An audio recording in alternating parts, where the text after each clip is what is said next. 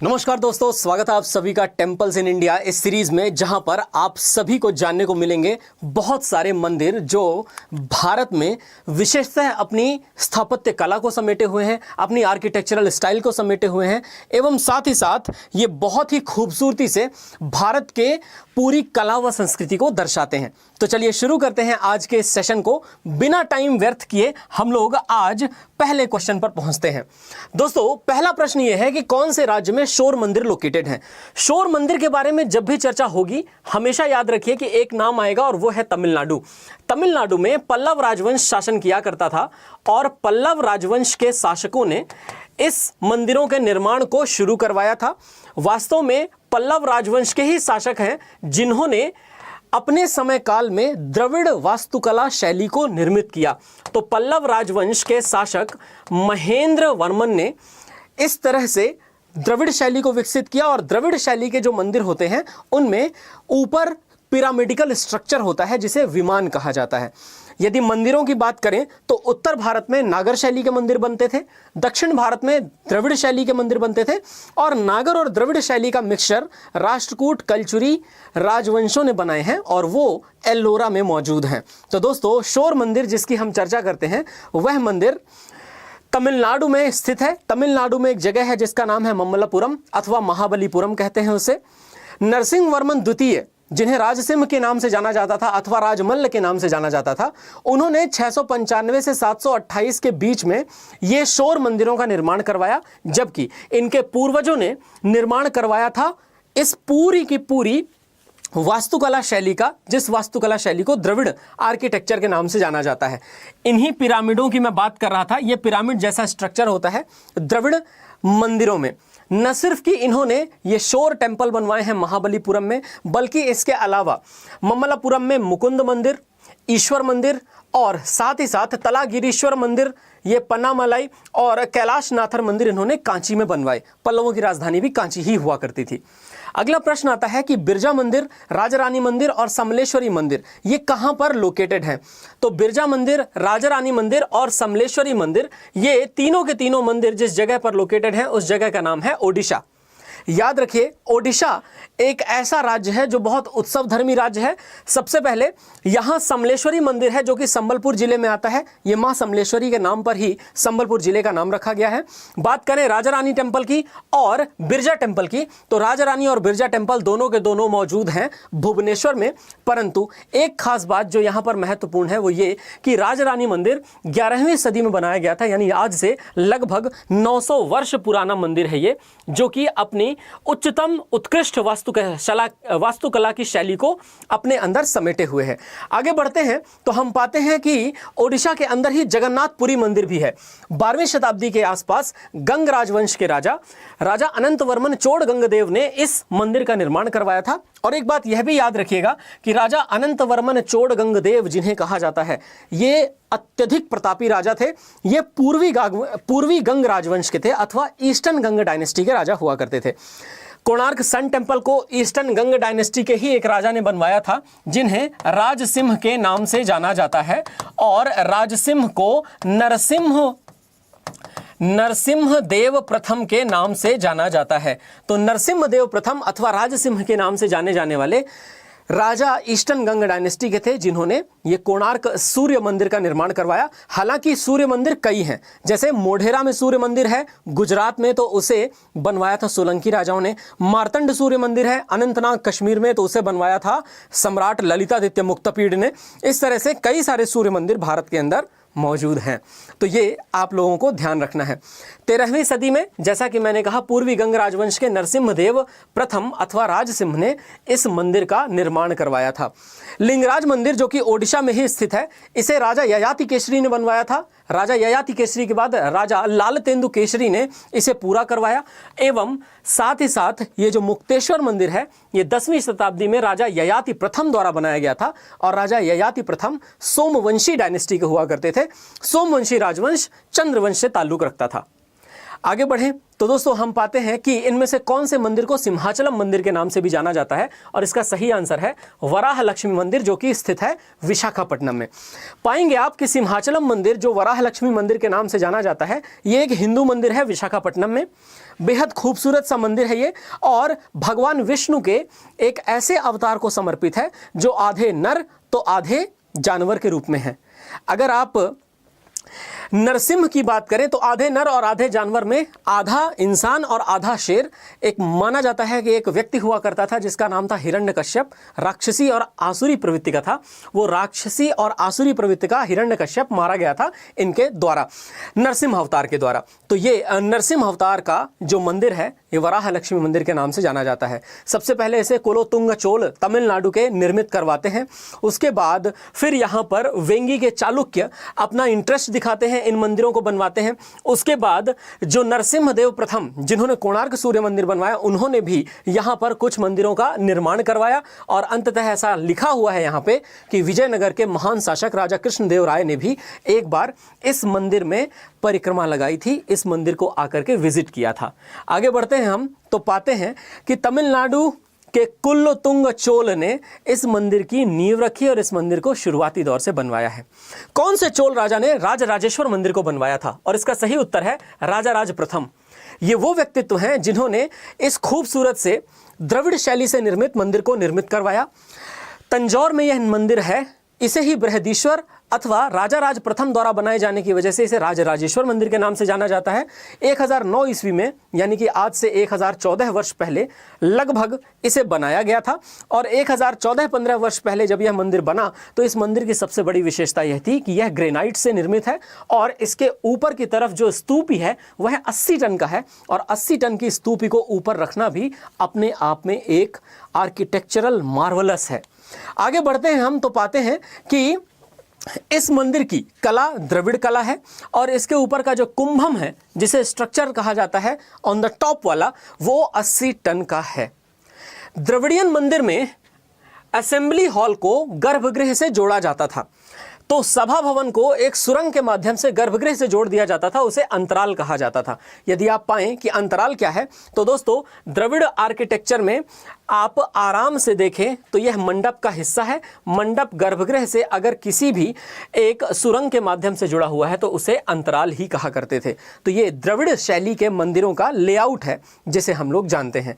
8वीं सदी में केदारनाथ मंदिर को किसने पुनर्निर्मित करवाया था? तो दोस्तों आदि गुरु शंकराचार्य, जिनके बारे में हम हमेशा ये चर्चा करते हैं कि इन्होंने अद्वैत वेदांत फिलॉसफी के बारे में लोगों को बताया, और अद्वैत वेदांत फिलॉसफी के बारे में लोगों को बताने की वजह से इन्हें भी कहा जाता था प्रच्छन्न बौद्ध, अथवा इन्हें डिस्गाइज्ड बुद्धा कहा जाता था। तो दोस्तों आदि गुरु शंकराचार्य की अद्वैत वेदांत फिलॉसफी। और आगे चलें तो हम देखते हैं कि इन्होंने केदारनाथ मंदिर का पुनर्निर्माण करवाया। ऐसा माना जाता है कि केदारनाथ मंदिर तो ऑलरेडी मौजूद था महाभारत काल से, इसे पुनर्निर्मित करवाने का श्रेय आदिगुरु शंकराचार्य को जाता है। लेकिन साथ ही साथ यह भी बता दूं कि जैसे केदारनाथ भारत में एक ज्योतिर्लिंग है उत्तराखंड में स्थित, वैसे ही महाकालेश्वर और ओमकारेश्वर मध्य प्रदेश में है, नागेश्वर और सोमनाथ ज्योतिर्लिंग गुजरात में, महाबलेश्वर जहां है महाराष्ट्र वाला हिस्सा, वहां पर 3 ज्योतिर्लिंग हैं, त्र्यंबकेश्वर, भीमाशंकर और कृष्णेश्वर। देन उसके अलावा बाबा विश्वनाथ वाराणसी, काशी, और बाबा बैद्यनाथ जो कि झारखंड में स्थित है। तो इस तरह से 12 ज्योतिर्लिंग हैं जो भारत के हिस्से में आते हैं। लेकिन यहाँ पे मल्लिकार्जुन आंध्र प्रदेश और रामेश्वरम धाम तमिलनाडु की भी चर्चा होती ही है। आगे चलते हैं तो मीनाक्षी मंदिर जो मदुरई का है वह द्रविड़ आर्किटेक्चर में कौन से स्कूल का है, यानी द्रविड़ मंदिर वास्तुकला के किस संप्रदाय का एक उदाहरण है? और इसका सही उत्तर है नायक संप्रदाय का एक उदाहरण है।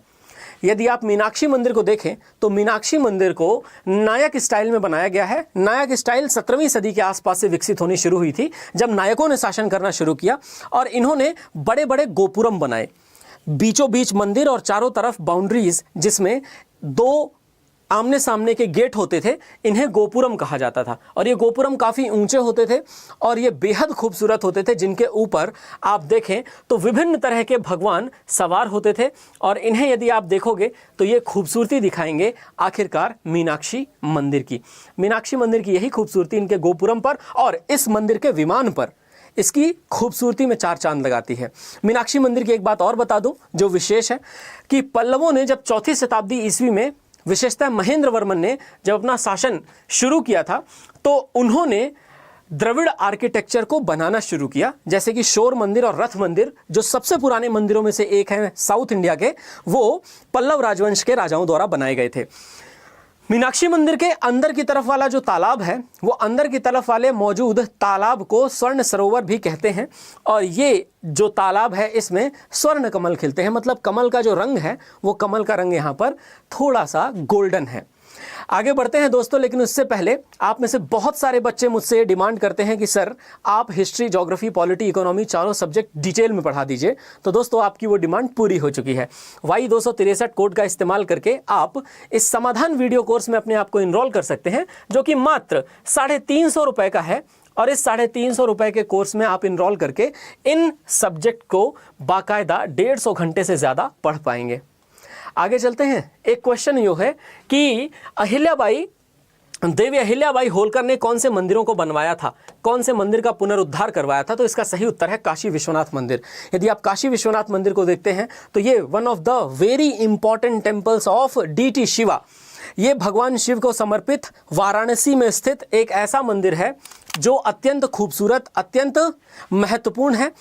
भगवान शिव के सबसे महत्वपूर्ण मंदिरों में से ये है। और काशी शहर का भी इसलिए नाम थोड़ा है बिकॉज काशी विश्व के सबसे पुराने शहरों में से एक है और माना जाता है कि यहाँ पर कोई भी व्यक्ति आए तो उसे सीधे मोक्ष की प्राप्ति होती है मरने के बाद। तो काशी विश्वनाथ मंदिर और काशी विश्वनाथ मंदिर का ये कॉरिडोर मेरे ख्याल से आपको काफ़ी लुभा रहा होगा। आगे चलते हैं। तो श्री हरमंदिर साहिब किस टेम्पल का दूसरा नाम है? इसका सही आंसर है गोल्डन टेम्पल का दूसरा नाम है। हरमिंदर सिंह साहिब को देखिए तो यहाँ आप पाते हैं इस मंदिर को। इस मंदिर की खूबसूरती और इस मंदिर के बारे में कहानी बताऊं तो देखो दोस्तों, जो सिख धर्म के चौथे गुरु हुआ करते थे उनका नाम था गुरु रामदास जी। गुरु रामदास जी ने इस मंदिर के चारों तरफ वाले इस सरोवर की नींव रखी थी। तो ये याद रखिएगा कि स्वर्ण सरोवर की नींव रखने का श्रेय गुरु रामदास जी को जाता है। और उसके बाद 5वें गुरु हुए जिनका नाम था गुरु अर्जन देव जी। गुरु अर्जन देव जी ने अंततः मियां मीर के हाथों इस मंदिर का फाउंडेशन अथवा इस मंदिर की नींव रखवाई। बाद में यह मंदिर निर्मित हुआ। माना जाता है कि बहुत सारे लोकल जमींदारों ने ये जमीनें दी थी, लेकिन अगर वामपंथी इतिहास को माने तो अकबर द्वारा यह जमीन दी गई थी जिस पर आज स्वर्ण मंदिर स्थित है।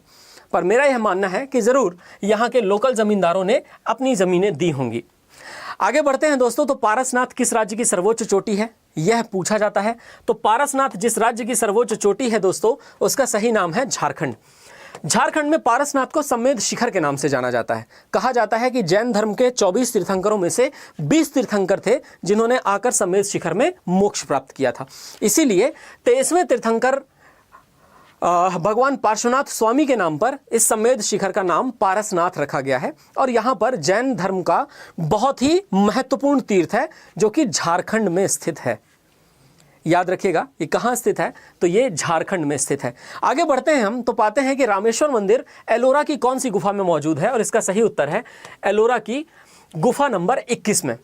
रामेश्वर मंदिर और रामेश्वर धाम ये दोनों अलग अलग चीज़ें हैं। जब आपसे रामेश्वर धाम कहा जाए तो वह भगवान शिव का एक ऐसा मंदिर है जो ज्योतिर्लिंग के रूप में है तमिलनाडु में। और जब आपसे रामेश्वर मंदिर कहा जाए तो आप कहिएगा एलोरा, जो कि मौजूद है छत्रपति संभाजी नगर महाराष्ट्र में। वहाँ पे मौजूद मोनोलिथिक गुफाएं हैं। ये मोनोलिथिक का मतलब होता है एक ही पत्थर से काट करके निर्मित। तो एलोरा की हिंदू गुफाओं में सबसे प्राचीन रामेश्वर गुफा ये कलचुरी वंश द्वारा निर्मित की गई थी। और कलचुरी वंश ने यहाँ मंदिरों को बनाने के लिए एक ही पत्थर को काट करके और इसी को खोद खोद करके इसमें मंदिरों का निर्माण करवाया है, जो कि अपने आप में अनुपम और अद्वितीय कला का एक उदाहरण है। आगे चले। एक प्रश्न आता है, इसमें से कौन से मंदिर को ब्लैक पगोड़ा कहा जाता है, और इसका सही आंसर है सूर्य मंदिर कोणार्क को। सूर्य मंदिर कोणार्क ब्लैक पगोड़ा के रूप में है और कोणार्क पुरी जिले के अंतर्गत आता है। कोणार्क को पहला सोलर टाउन भी कहा गया था, पहला सोलर टाउन भी इसको घोषित किया गया था। आगे चले। देलवाड़ा जैन टेम्पल किस तरह के मंदिर हैं, तो देलवाड़ा जैन टेम्पल जैन मंदिर हैं। और देलवाड़ा जैन टेम्पल जो कि जैन मंदिर हैं उनके बारे में बता दूं, इन मंदिरों को बनाने का श्रेय सोलंकी राजवंश को जाता है। सोलंकी राजवंश के एक मंत्री विमल शाह ने अपने डिजाइनर अथवा अपने वास्तुकार वास्तुपाल को कहा कि माउंट आबू पर हम कुछ ऐसे जैन मंदिर बना सकते हैं जिन जैन मंदिरों की पहचान आर्किटेक्चरल मार्वलस के रूप में होगी, और ऐसा हुआ भी। आज भी यदि आप देलवाड़ा जैन मंदिर जाएं, राजस्थान के सिरोही जिले में माउंट आबू नाम का एक हिल स्टेशन है, उसी माउंट आबू पर यह है खूबसूरत सा मंदिर मौजूद है, तो इसे घूमना मत भूलें। आगे आते हैं तो ये जो खूबसूरत सा मंदिर आप देख पा रहे हैं, ये रणकपुर का जैन मंदिर है। और रणकपुर जैन मंदिर की विशेषता यह है कि रणकपुर जैन मंदिर बनवाया गया था राणा कुंभा के शासनकाल के दौरान। राणा कुंभा जिस समय पर शासन कर रहे थे, उस समय पर उन्हीं के मंत्री धरना सेठ ने मंदिर बनाने की इच्छा जताई। तुरंत एक डिजाइनर देपा को मंदिर का डिजाइन तैयार करने के लिए कहा गया। 99 बीघा जमीन राणा कुंभा द्वारा दी गई और अंततः राणा कुंभा के नाम पर ही इस जैन मंदिर का नाम रणकपुर पड़ा। तो यह एक विशेषता है जो इस रणकपुर जैन मंदिर के बारे में है। बहरहाल जब हम आगे बढ़ते हैं तो पाते हैं कि रामेश्वरम धाम कौन से राज्य में स्थित है, और इसका सही आंसर है तमिलनाडु।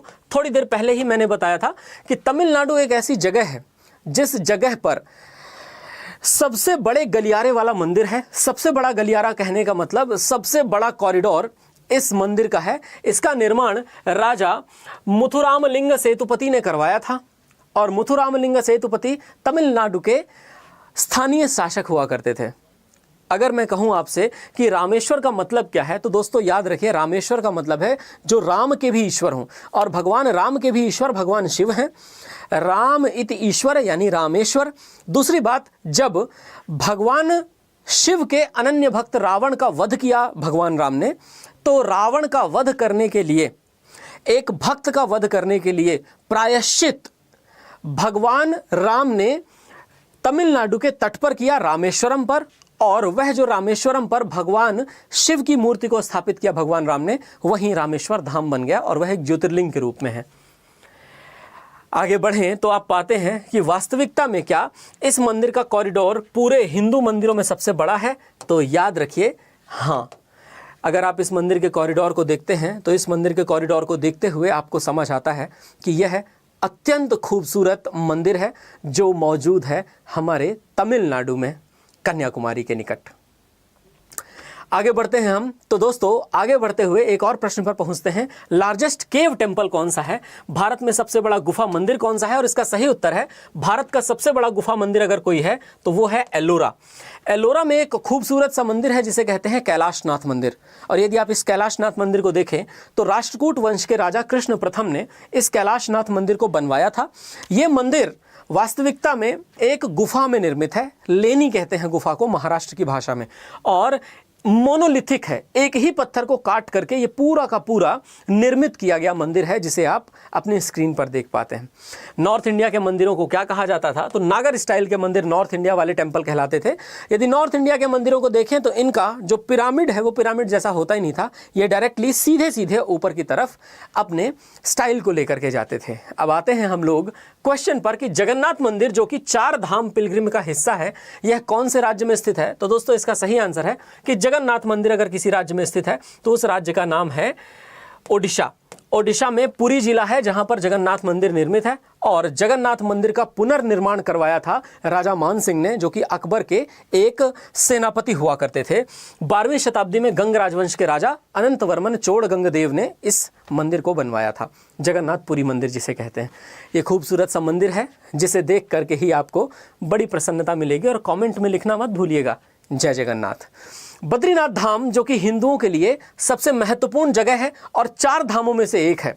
बद्रीनाथ धाम उत्तराखंड, द्वारकाधीश धाम गुजरात, जगन्नाथपुरी ओडिशा और रामेश्वरम धाम तमिलनाडु। ये 4 धाम बेहद महत्वपूर्ण हैं। और दोस्तों याद रखिएगा कि बद्रीनाथ धाम स्थित है उत्तराखंड में।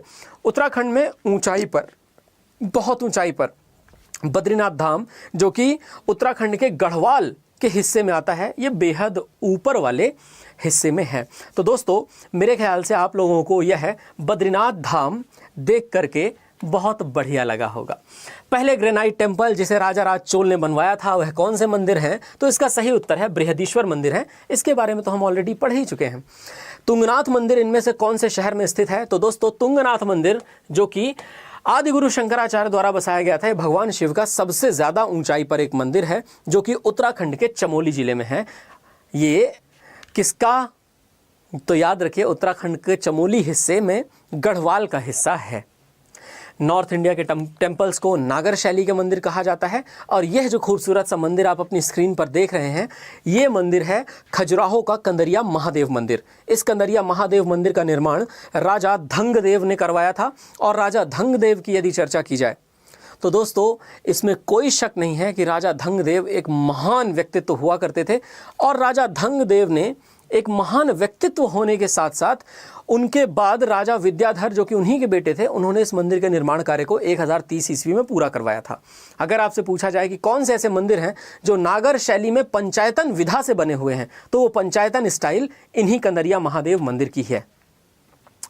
बाकी तो हमने जो चर्चा की वो ये कि लार्जेस्ट केव टेम्पल कौन सा, तो देखिए दोस्तों हिमालय की कैलाश पर्वत नाम के नाम पर कैलाश नाथ मंदिर नाम रखा गया है राष्ट्रकूट वंश के कृष्ण प्रथम द्वारा निर्मित इस मंदिर का, जिसे हम लोग किसी और नहीं बल्कि जानते हैं कैलाश नाथ मंदिर के नाम से।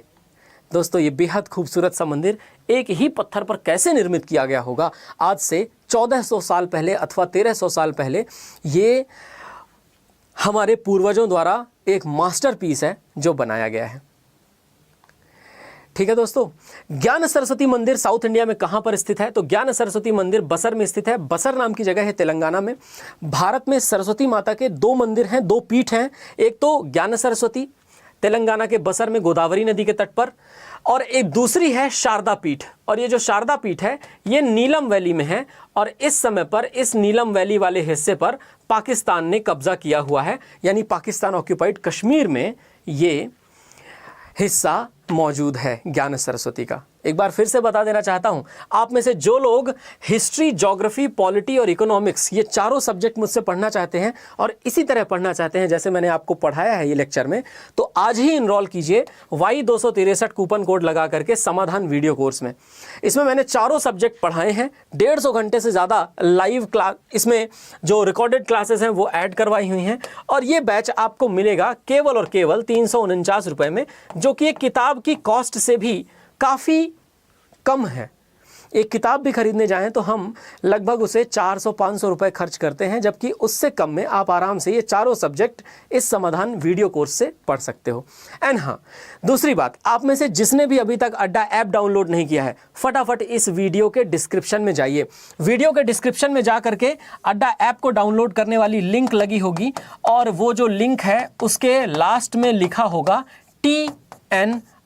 TNI वाली लिंक पर क्लिक कीजिए, फटाफट से ऐप को डाउनलोड कीजिए। और ऐप को डाउनलोड करने के बाद ये प्रोसेस को फॉलो कीजिए, अपना मोबाइल नंबर और ईमेल आईडी डाल के रजिस्टर कर लीजिएगा। अड्डा 24/7 app, home page, community, explore group, GS by Navdeep sir, इस ग्रुप पर जाकर के PDF लीजिएगा। साथ ही साथ आपको कमेंट में भी PDF पिन करवाएंगे। एंड हाँ, सब्सक्राइब करना बिल्कुल मत भूलिएगा हमारे इस चैनल को। गूगल में देख सकते हैं, सिंपली गूगल में जो आप ये YouTube देख रहे हैं, इस YouTube में आपको इस वीडियो के नीचे एक लिंक लगी हुई मिलती है। जरा ध्यान से देखिए, इस वीडियो के नीचे जो आपको एक लिंक लगी हुई मिलेगी, उस लिंक पर फटाफट से क्लिक कीजिए। ध्यान से देखिए, इस लिंक पर जैसे ही आप क्लिक करते हैं, इस लिंक पर क्लिक करने के बाद आप देखते हैं कि यहां पर डाउनलोड अवर अड्डा ऐप एक लिंक लगी हुई है। इस डाउनलोड अवर अड्डा ऐप को क्लिक कीजिए, अड्डा एप्लीकेशन डाउनलोड कर लीजिए। आप अपना मोबाइल नंबर, ईमेल आईडी डाल के रजिस्ट्रेशन कर लीजिएगा। OTP आएगा तो डाल करके रजिस्टर करके नेशनल एग्जाम की कैटेगरी में SSC चुन लेना है आपको, ठीक है। देन उसके बाद दूसरी बात यह भी ध्यान रखिए जो मैं आपको कहना चाह रहा हूं, आपके सामने है CGL का महापैक। CGL के महापैक वाली लिंक पर क्लिक कर दीजिए इसी वीडियो के डिस्क्रिप्शन में, या आप गूगल पर जाकर के CGL महापैक वाली लिंक पर क्लिक कर सकते हैं। अब आप ध्यान से देखिए दोस्तों, यहां पे आपको जो मिल रहा है वो आपके लिए कितना ज़्यादा फायदेमंद है। 1000 घंटे की ऑनलाइन लाइव क्लासेस, आपका सिलेबस भी पूरा करा रहे हैं, सिलेबस के साथ साथ आपको नोट्स भी दे रहे हैं। देन उसके बाद ई बुक्स हैं और वीडियोस रिकॉर्डेड फॉर्म में है। ये आपका रिवीजन भी बढ़िया करा रहे हैं। और रिवीजन के साथ साथ देखिए, प्रैक्टिस करने के लिए आपको चाहिए टेस्ट सीरीज, टाइम मैनेजमेंट करने के लिए आपको चाहिए टेस्ट सीरीज, और तो और रिवीजन को और बेहतर करने के लिए आपको चाहिए test series.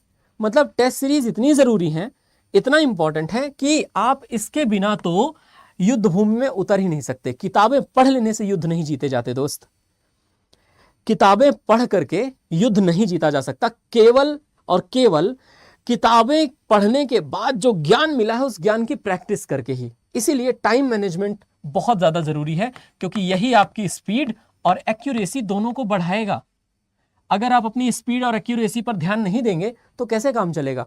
That is important. आप देखो 27 मंथ्स की वैलिडिटी है इस पे, 27 महीने की वैलिडिटी। और ये जो सीजीएल का महापैक है, इस सीजीएल महापैक में जुलाई 75 कूपन कोड लगा है, आप इसको हटा दीजिए, बाय नाउ करिए। और बाय नाउ करने में कूपन कोड अप्लाई करने का ऑप्शन आता है यहाँ पे, तो यहाँ कूपन कोड लगाइए Y263। जैसे ही Y263 अप्लाई करेंगे, देखिए 79% ऑफ मिलेगा आपको सीजीएल महापैक के अंदर। जितने आने वाले 27 महीने तक के बैच हैं वो सारे के सारे बैच आपको इसमें दिखेंगे, सारे के सारे बैच आपको डेफिनेटली यहां पर दिखेंगे फॉर श्योर। तो दोस्तों ये आपको 2309 की जगह मिल जाएगा केवल 2199 में, और ये जो 2199 में मिलने वाला है ये मिलेगा आपको 27 मंथ्स की वैलिडिटी के लिए। और मैं आपको बता दूं, आपको सभी के सभी, ठीक है ना, सभी के सभी 27 महीने तक ऑल बैचेस इसके अंडर मिलेंगे, ऑल बैचेस। बस आपको करना है एक सिंपल सा काम, जो सिंपल सा काम मैं आपको बता रहा हूं। सबसे पहले आपने अड्डा ऐप डाउनलोड कर लिया है। देखिए दोस्तों, अड्डा ऐप पर आपको मिल जाते हैं कॉइन्स। अड्डा ऐप पर जो कॉइन्स मिलते हैं उसके बाद आपको अप्लाई करना है यहां पे coupon code, and that coupon code is Y263, Y263। और ये कॉइन्स, ये दोनों अप्लाई कीजिएगा। ये अप्लाई करने के बाद आपको ये बैच मिल जाएगा केवल और केवल 2199 मात्र में। तो बस लग जाओ, ठीक है, मेहनत करो। एंड हाँ, रात को 9 बजे T20 सीरीज के through temples in India live होगा। आप सभी को जुड़ना जरूर है।